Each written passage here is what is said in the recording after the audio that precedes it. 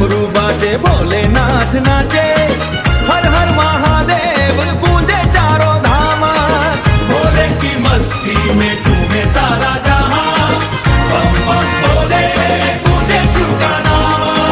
जटा से गंगा बहती जाए, माथे चंदा मुस्काए, नीलकंठ का रूप निराला, भक्तों के दुख हर ले भाला।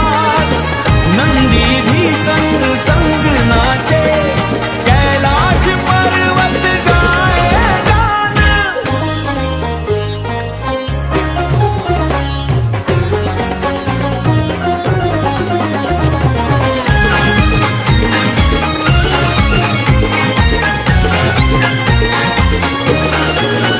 हे डम डम डमरू बाजे भोलेनाथ नाचे, हर हर महादेव गूंजे चारों धाम।